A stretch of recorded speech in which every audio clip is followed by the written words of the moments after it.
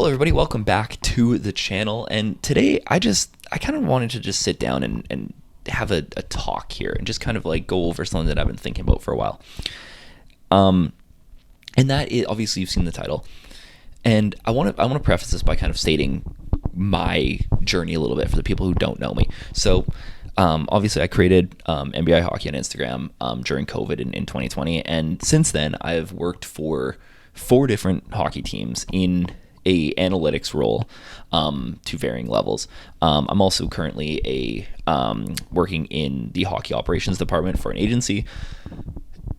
So my life has been pretty surrounded by analytics, mostly due to the public analytics sphere.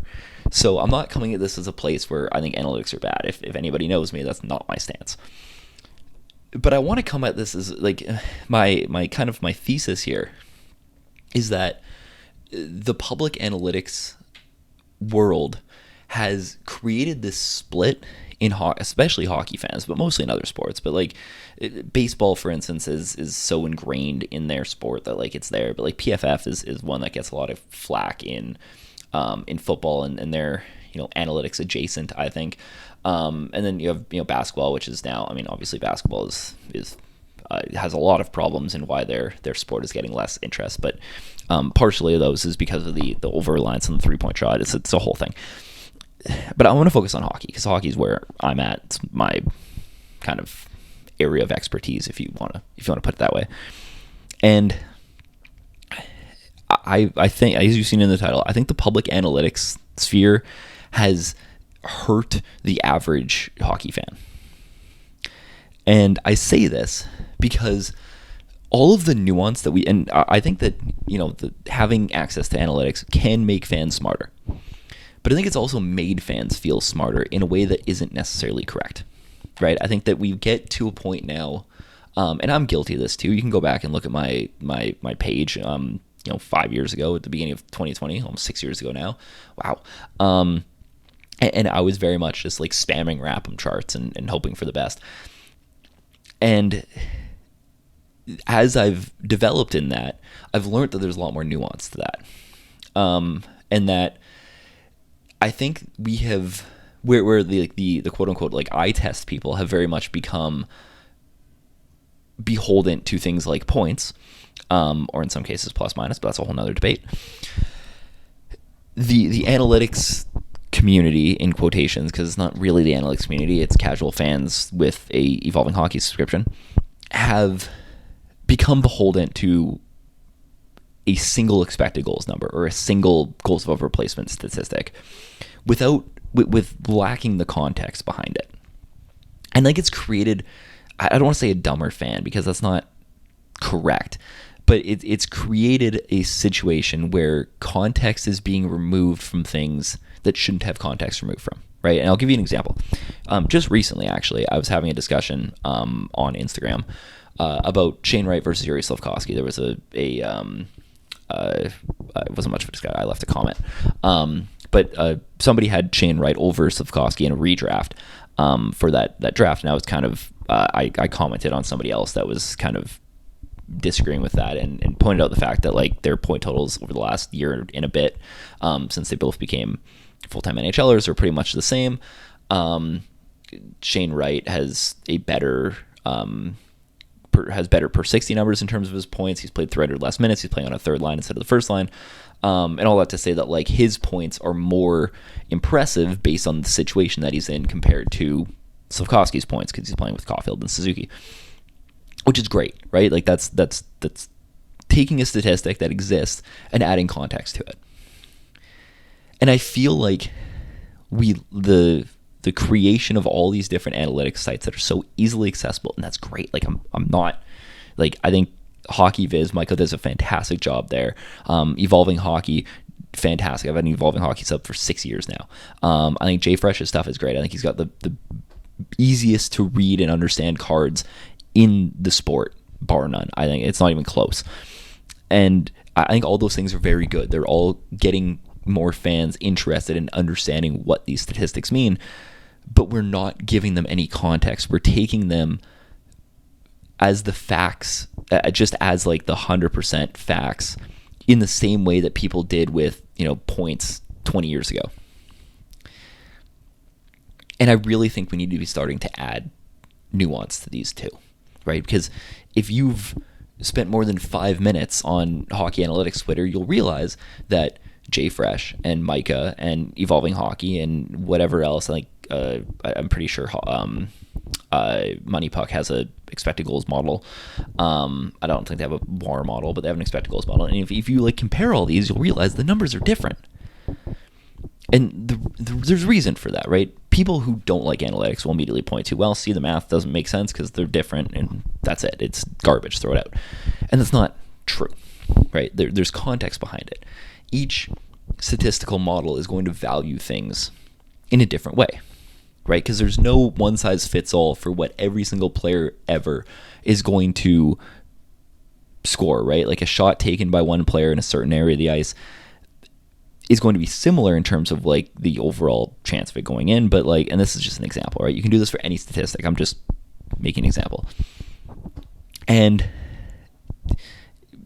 But each model is going to care about those different weights differently, right? And you can go further than that to a GAR model, for instance, where the big comparison obviously is Evolving Hockey versus JFresh. Those are probably the two biggest behemoths on the market right now, and Evolving Hockey's model cares more about the process, and it weighs expected goals higher, and it's goals of overplay. And again, this is very simple. I'm simplifying this like crazy. There's a lot more that goes into this than just this, but their GAR model, for instance, values expected goals more, and it values the process more, whereas and with the theory being that if your process is good, eventually the results will come, right? Which is a statistical theory.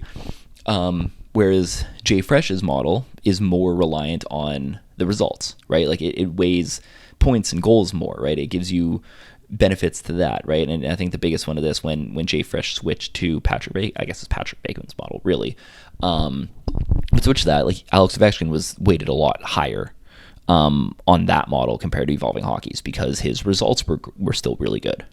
And the reality there is that if your results have been repeatable in the past, it's likely you're going to repeat them again, even if your process isn't forecasting that, right? And I think those are two different philosophies, right? And I don't think there's necessarily a wrong answer. It depends largely on the player, because a lot of players can't outscore their expected goals in the same way that Alex Ovechkin did consistently. Some players can. And the point I'm trying to make here is this.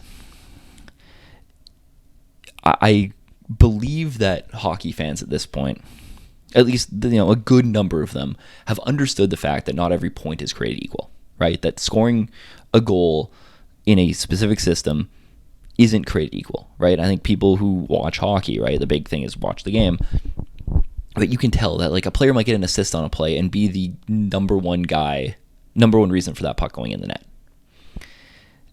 People understand that, right? I think that has become a generally known thing in the hockey community now, which is great. But we don't do that with analytics, right? We are beholden to whatever model we believe in, and that's it. And there's no nuance, there's no nothing. And I think this issue stems from and it's not really it's not their fault. I get it because they're business, but the people creating these models themselves, because I think JFresh has put an article about this when he first transitioned to Patrick Bacon's model, but I don't think he's pushed it a ton since then, where and this is just the example, right? Every model's like this, but you're not going to see JFresh put out a player card for X player that says that X player is bad and then go against what the model says, because it's just bad for business, right? Nobody's going to do that. If you're selling a car and somebody comes to your lot and you say, oh, well, by the way, this car broke down 7 times in the last 2 years, but you should buy it anyway, nobody's going to buy your car. And it's the same with this, right? Nobody's going to subscribe to your model if you're telling them all the bad things about your model. It doesn't make any sense. It's not how business works. And I think that nuance is lost on a lot of people. I think there's a lot of people who will subscribe to these things because they feel smart with it, like I did when I started. And then they'll just be beholden to it forever. And JFresh is a good example, because JFresh was literally using the Evolving Hockey model until they told him to stop because he was reselling their work, basically. It was copyright infringement, essentially. And then he switched to a model that was different. And it's the same thing with like ineffective math and I guess hockey viz. The point is this, right? And this is what I'm trying to get back to, is that I think the push that's happened, the incredibly fast push, and this has been really fast. It started really slow in the fringes, and then like COVID happened, and it was like the Pokemon card market, but for hockey analytics. It just blew up, and they're everywhere now. And I think that sudden push has caused a lot of fans to forget about the nuances of it. And granted, right, like I'm coming, and I'm not trying to stand on a soapbox here and be all holier than thou than everybody else, but like I've talked to I've worked with and had conversations with statistics majors, going over this stuff and trying to point out like where a model is strong and where a model isn't. Like I have friends and colleagues that are working in or around the NHL right now. Like one of my best work friends, I guess, just won the Calder Cup. Like I know people in this space, and I've talked to them, and I've had these discussions, and I can tell you that teams are using analytics, but every single team has their own model because they're looking for different stuff, right? Like looking for a player to fit the Carolina Hurricane system is different than looking for a player to fit like the Edmonton Oilers. They're looking for different things, right? There's no one size fits all player, right? We've went over this so many times, right? It was like all the time you hear, oh, that player's not going to fit that system. That player's not going to fit that system. Or that player's a great fit for that system. And looking at a RAPM chart or looking at a JFresh, GAR chart isn't going to tell you that. It's going to give you base numbers as if the entire league was a flat plane and every team ran the same thing and they were looking for the same type of player all the time. And that nuance is so lost, it feels, on hockey fans. Now, this isn't a shot saying, like, don't use analytics. That's not the point. But the point is, remember the context. You can't lose the context, right? It's like people need to understand that there is no eye test versus analytics. They're the same thing. You're trying to find the same thing, but you need to use both. You need to be able to use the context of what video tells you. And now there's a difference. There's a big difference between sitting on your couch, drinking a beer, watching a game, and thinking, oh, that guy just made a good move, he's great, and actually watching film, right? Those are two different, like most of the eye test people online are in the former group, right? Very, very few. I think there's a minuscule, like less than 1% of eye test people who aren't currently working in hockey in like some kind of professional standpoint, who are actually sitting there and like rewatching game film for hours of their favorite team. And even if you're doing that, you still have nothing to compare it to because you haven't done that for the rest of the league. That's a whole nother debate. But like, there's a big difference between that, right? Like sitting there throwing up a RAPM chart as a gotcha to somebody on Twitter is just as bad as saying watch the game. Like they're the same. They're two sides of the same coin. And I think both are very much hurting their side of the argument. And it shouldn't be an argument. They should be working together. And now, again, a lot of this is a good bit of this is actually on the sites themselves because, again, they're not going to disparage their own their own model. That makes no sense from a business standpoint. Nobody's going to do that. But I think as fans, we need to add the nuance and the context ourselves. You can go on any of these sites and you can read their entire like philosophy for building their model and like what goes into it. Most of them actually have like the full, like I don't know if Evolving Hockey still does, but for a while they actually had their source code like on the website and you could go through it and see exactly how they were weighting everything. And for most of them you can find like, I don't know if JFresh still does on his website. I haven't looked yet. It's just a fairly new site. I know Micah had that for Hockey Viz for a bit. I don't know if it's still up there again, but like you can go out and find this stuff and you can dig into it yourself. And I get it. That's a lot of work, right? But you need to make sure that what you're doing is getting it right, because just spamming charts on Twitter doesn't do anything anymore. People are smarter than that. Even like the theory and the process of the eye test people trying to prove something, like being like, oh, we'll see this model and this model say two different things. Like I saw somebody say like, this model said Alex Ovechkin stunk because like nobody can score from the top of the circle. And it's like, yeah, he's an outlier to the model, right? Like if you've taken any kind of qualitative analysis class at a university level, one of the things they teach you is that in math, having a p-value or a result value that is plus or minus 5% over what your hypothesis it was is still considered correct. So you can have an error margin of 5% and you're still right? So like Alex Ovechkin, for instance, in a expected goals model is one of those 5% of the error margin. It doesn't make the model wrong. It just means that he's an outlier, right? Because like every regression model, and this is inside baseball here, but every regression model is based on a bell curve or normal distribution, because in life, most things end up distributing normally, again, plus or minus 5%. It doesn't mean that everybody fills into that perfectly, because if that was the case, then every single team would be using the exact same statistics to find every single player, because it would just be easy, right? There would be no point playing the games or drafting or doing any of this, because there would never be outliers. But there is.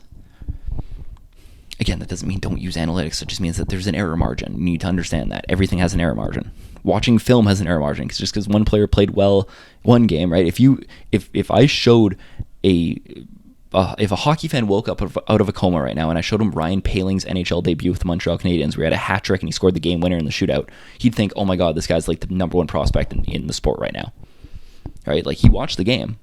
He came to the conclusion by watching that, right? It's the same thing, right? There's outliers all the time. The point is, if you want to be a smarter fan, actually make yourself a smarter fan. You've gotten there. You're trying, and I applaud that. I was in the same boat almost 6 years ago, where I started an Instagram page and I started throwing up RAPM charts. You can go back and look. It's on my page. It's linked in the bio. NBA Hockey. Go follow me while you're there.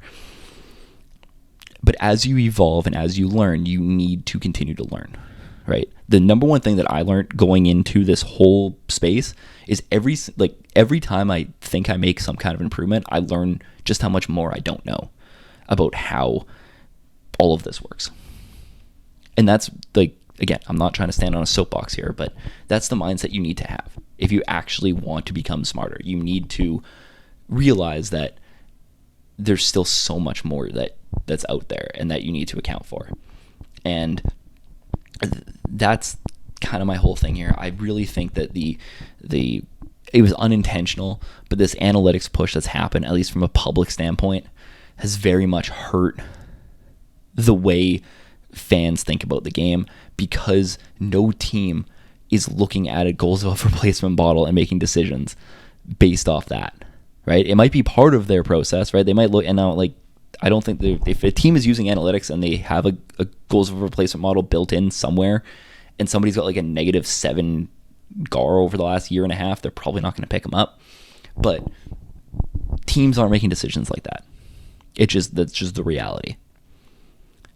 So you shouldn't either, right? If your conclusion isn't like you should. I believe that if you want to become a smart sports fan, you should try to make decisions in the same way that smart teams make decisions, because that makes you a smart fan, right? Like there's no other, like, philosophically, there's no other way to become a smarter fan unless you're emulating what smart teams are doing. Like, I think that just kind of makes sense, right? And if you're a casual fan and you just like watching the games and yelling at your TV, there's nothing wrong with that. I'm not trying to say that you're wrong for doing that. In the same way that I think if you're, if you want to dive into the numbers and you want to learn about it, then actually learn about it. Like, there's nothing wrong with that, but take that next step, right? And here's the shameless plug. If you're interested in trying to learn about that, you can come learn alongside what I'm doing right now. Mostly on Instagram. That seems to be where I've been posting recently. I want to get back onto YouTube too, but it's just harder with video editing and everything, and school and 2 internships and everything else that's going on in life. But if you're interested in taking that next step and following along, come here. There's lots of room, and I'm more than willing to have these discussions with anybody and try to learn together, because I think that's the point. So yeah, that's kind of where I'm at here. Let me know what you think down below. If you enjoyed this video, leave a like. Make sure you subscribe because there will be more content. I've been lacking for a little bit here, but we're gonna ramp it back up. But thank you so much for watching, and we'll see you in the next video.